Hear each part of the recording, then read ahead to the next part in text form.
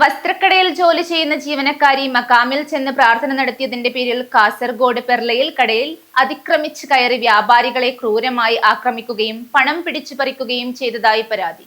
സംഭവത്തിൽ 3 പേർക്കെതിരെ Badiyadka police case register ചെയ്തു. വിഷയവുമായി ബന്ധപ്പെട്ട് സാമൂഹ്യ മാധ്യമങ്ങളിലൂടെ വർഗീയ പോസ്റ്റുകൾ പ്രചരിക്കുന്നതായുള്ള ആക്ഷേപവും ഉയർന്നിട്ടുണ്ട്. വസ്ത്രക്കടയിൽ ജോലി ചെയ്യുന്ന ജീവനക്കാരി മഖാമിൽ ചെന്ന് പ്രാർത്ഥന നടത്തിയതിന്റെ പേരിൽ കാസർഗോഡ് പെർളയിൽ കടയിൽ അതിക്രമിച്ചു കയറി വ്യാപാരികളായ ബട്ടമ്പാടി സ്വദേശി KM മുഹമ്മദ് അഷ്റഫ്, ഗോളിത്തടുക്കയിലെ ഉദനേശ്വര എന്നിവരെ ആക്രമിക്കുകയും പണം പിടിച്ചുപറിക്കുകയും ചെയ്തതായാണ് പരാതി. അഷ്റഫ് ആശുപത്രിയിൽ വെച്ച് നൽകിയ പരാതിയുടെ അടിസ്ഥാനത്തിലാണ് ബദിയടുക്ക പോലീസ് 3 പേർക്കെതിരെ കേസ് രജിസ്റ്റർ ചെയ്തത്. ചൊവ്വാഴ്ച വൈകിട്ട് 5:30 പെർള ടൗണിൽ ഉദനേശ്വരൻ അഷ്റഫുമായി സംസാരിച്ചു കൊണ്ടിരിക്കെയായിരുന്നു അപ്രതീക്ഷിതമായ ആക്രമണമുണ്ടായതെന്നാണ് പറയുന്നത്. പ്രതികൾ ഉദനേശ്വരനെ ക്രൂരമായി ആക്രമിക്കുന്നത് കണ്ട് തടയാൻ ശ്രമിച്ചപ്പോഴാണ് കൂടെയുണ്ടായിരുന്ന അഷ്റഫിനെയും സംഘം മാരകായുധങ്ങളുമായി ആക്രമിച്ചത്. കടുത്ത രീതിയിൽ പരിക്കേറ്റ 2 വ്യാപാരികളെയും ഉടൻ തന്നെ ചെങ്കള സഹകരണ ആശുപത്രിയിൽ അടിയന്തര ചികിത്സയ്ക്കായി പ്രവേശിപ്പിച്ചു. ഉദനേശ്വരനും അഷ്റഫും പെർള ടൗണിൽ തുണിക്കട നടത്തുന്ന വ്യാപാരികളാണ്.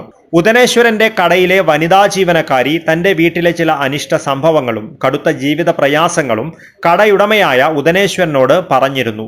ഈ സമയത്ത് ബന്ദടുക്കയിലെ പ്രശസ്തമായ മഖാമിൽ ചെന്ന് പ്രാർത്ഥിച്ചാൽ ഇത്തരം തടസ്സങ്ങൾ മാറിക്കിട്ടുമെന്നും തനിക്ക് മുൻപ് അത്തരം നല്ല അനുഭവം ഉണ്ടായിട്ടുണ്ടെന്നും ഉദനേശ്വരൻ ജീവനക്കാരിയോട് വ്യക്തിപരമായ വിശ്വാസത്തിന്റെ പുറത്ത് പറയുകയുണ്ടായി. ഇതിന്റെ അടിസ്ഥാനത്തിൽ ജീവനക്കാരി മഖാമിലെത്തി പ്രത്യേക പ്രാർത്ഥന നടത്തിയതാണ് പ്രതികളെ പ്രകോപിപ്പിച്ചതെന്നാണ് വിവരം.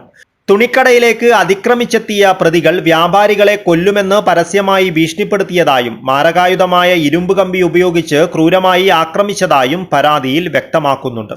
കൈകൊണ്ടും മാരകമായി മർദ്ദിച്ച് പരിക്കേൽപ്പിച്ചുവെന്നും അക്രമത്തിനിടെ അഷ്റഫിന്റെ കൈവശമുണ്ടായിരുന്ന 65,000 രൂപയോളം നഷ്ടപ്പെടുവാനിടയാക്കിയെന്നും പോലീസിന് നൽകിയ മൊഴിയിൽ വ്യാപാരികൾ വ്യക്തമാക്കുന്നു. ഗണേശൻ, അവിനാശ്, കണ്ടാലറിയാവുന്ന മറ്റൊരു വ്യക്തി എന്നിവർക്കെതിരെയാണ് പോലീസ് കേസ് ചാർജ് ചെയ്തിരിക്കുന്നത്.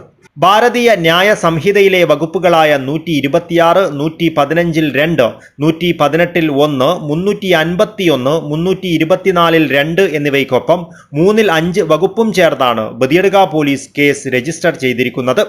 അതേസമയം ആക്രമണത്തിൽ തനിക്കും പരിക്ക് പറ്റിയിട്ടുണ്ടെന്ന് കാണിച്ച് പ്രതിപ്പട്ടികയിലുള്ള അവിനാശ് കർണാടക പുത്തൂരിലെ ഒരു സ്വകാര്യ ആശുപത്രിയിൽ ചികിത്സ തേടിയതായി പോലീസിന് വിവരം ലഭിച്ചിട്ടുണ്ട്.